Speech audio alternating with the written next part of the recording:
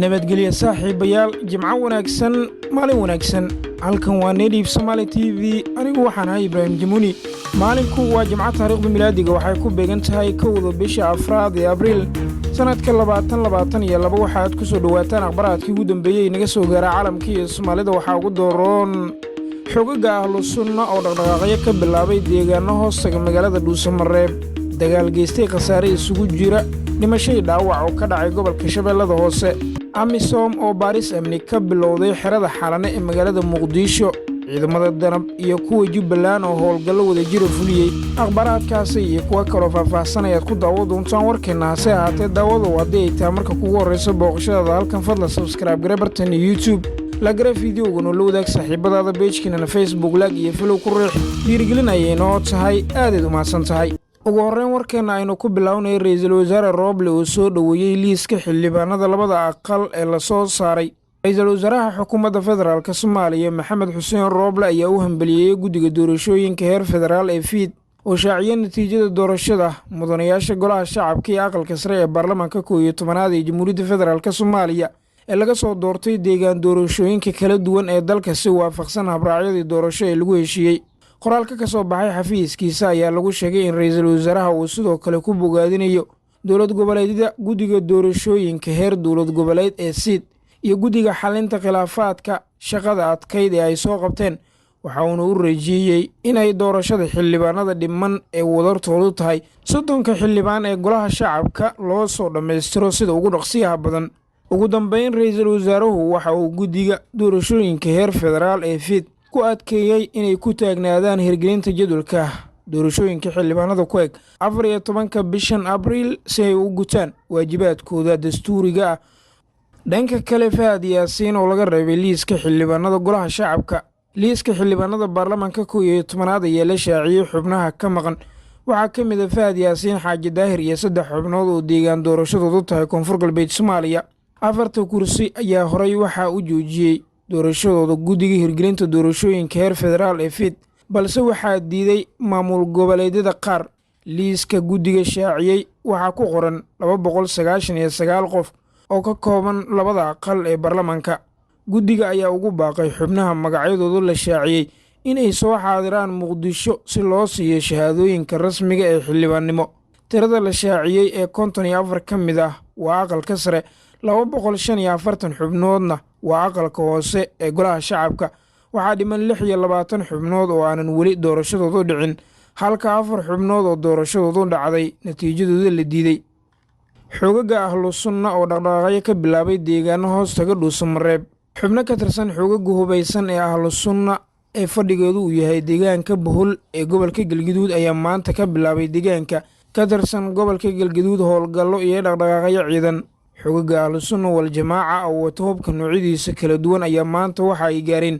deegaano u dhaxeeya Bohol iyo Dhuusamareeb sida deegaanada Laasxaadow iyo Bilabire dadka ku nool deegaanada ay tageen xogaga ahlu sunna ayaa sheegay inay arkayeen iyaga oo gaaf wareegaya deegaanadooda oo ay gacanta ku hayaan maleeshiyaad deegaanka ah balse aysan jirin cabsi dhinaca amniga ah oo ay dareemayaan deegaanada u dhaxeeya Bohol iyo Dhuusamareeb ayaa waxaa dhowr jeer hore ku dagaalamay ciidamada dawladda iyo kuwa Galmudug oo isku dhinac ah iyo xogaga ahlu sunna wal jamaaca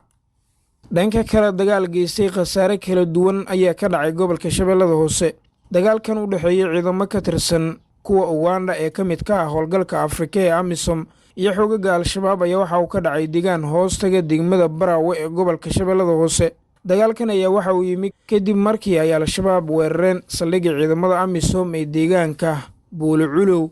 oo hoostagta degmada Baraawe ee gobolka Shabeellada Hoose waxaana halka ka dhacay dagaal la isku adeegsaday hubka noocyadiisa kala duwan goobjoogayaal ayaa waxa ay sheegeen inay maqlayeen dhawaaqa rasaasta ay labada dhinac isku adeegsanayeen iyo madaafiicda ay ridayeen ciidamada Amisom waxaana la sheegay in dagaalka ay ku dhaawacmeen dad rayid ah wararkii ugu dambeeyay inaga soo gaaraya deegaanka Buuluculow ee gobolka Shabeellada Hoose ayaa waxa ay sheegayaan in xaaladdu xilligan ay tahay mid degan isla markaana ciidamada Amisom ay ku sugan yihiin saldhigooda Amisom oo sidoo kale baaris amni ka bilowday xerada xalane howlgalka midowga Afrika ee Amisom ayaa shaaca ka qaaday in maanta oo Jimcaha ay baaritaan amni ka samayn doonaan xerada xalane ee magaalada muqdisho oo ay dhowaan weerar ka geysteen dabley ka tirsan xogaga al-shabaab. qoraal ka soo baxay amisom ayaa waxaa lagu sheegay in inta uu baaritaankan socdo garoonka diyaaradaha muqdisho loo ogolaan doono keliya inay galaan dadka safarada ah ama dhoofaya. amisom waxa ay 1 bisha abriil baarid amni ka samayn doontaa gudaha saldhigga xalane si ammaanka loo hubiyo. saldhigga waxa uu ahaan doonaa mid si buuxda loo xiri doono ilaa iyo 2 abriil ayaa lagu yidhi qoraal ka soo baxay amisom. taniyo markii al-shabaab ay weerar ka geysteen xerada xalane ayaa waxaa garoonka diyaaradaha la jaray cabsi amni, taa oo keentay in amisom ay maanta xerada xalane ka bilowda baaritaano dhinaca ammaanka.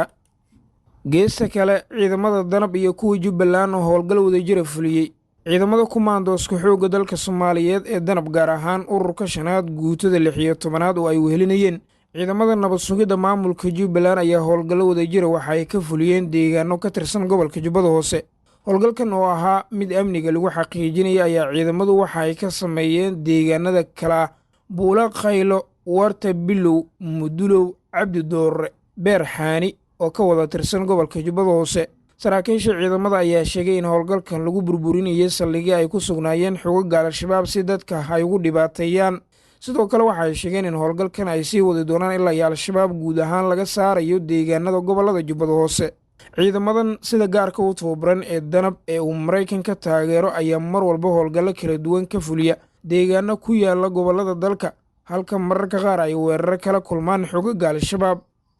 gunti iyo gunaanadkii yukrain oo u yeertay danjirayaashii u joogay morocco iyo georgiya. madaxweynaha yukrain valadimir zelenski ayaa u yeeray danjirayaasha u fadhiya dalalka morocco iyo georgiya kadib markii diblomaasiyiintan ay ku guuldaraysteen inay ka dhaadhiciyaan dalalka ay joogeen inay cunaqabatayn saaraan ruushiya maadaama uu ku soo dulay dalkiisa. annagoo idin xushmaynayna haddaanan hub haysan oo cunaqabatayn saari karin ama aadan xayiri karin ganacsatada ruushiya, fadlan shaqo kala raadsada, ayuu zelenski ku yidhi khudbad xalay uu ka jeediyey dalkiisa. maalmaha soo socda waxaa la filayaa natiijo cad oo ka soo baxda dalalka latiin amerika, afrika, bariga dhexe iyo koonfurta bariga aasiya, ayuu ku diray hadalkiisa. madaxweyne zelenski ayaa qodobadii ugu dambeeyey waxa uu khudbado u jeedinayey baarlamaanada dalalka caalamka isagoo uu ku bogaadinayey inay taageeraan yukrain islamarkaana ay ka soo horjeestaan duulaanka ruushiya. hadalkii madaxweynaha ayaa imaanaya xilli wafdi ka socda yukrain ay ku sugan yihiin washington maraykanka si ay uga dhaadhiciyaan inuu kordhiyo cunaqabataynta ruushiya. sidoo kale waxay codsanayaan in taageero militari iyo mid maaliyadeed lagu baritaaro yukrain oo xilli adag ku jirta. maamulka madaxweyne joe biden ayaa hormuud u ah jawaabta dalalka reer galbeedka ay ka bixiyeen duulaanka ruushiya ee 24kii bishii hore ayaga oo ku soo rogay ruushiya cunaqabatayn adag, sidoo kale yukrain siiyey hub iyo dhaqaale. saaxiibada qiimiga badan guud ahaan waa inaga intaa warkii aad kala socoteen muuqaal baahiyaha caalamiga native somali tv. marka waxaa aqrinay anigu jamuni tan iyo warkan kiisa cidin noola koolta nabadgelyo.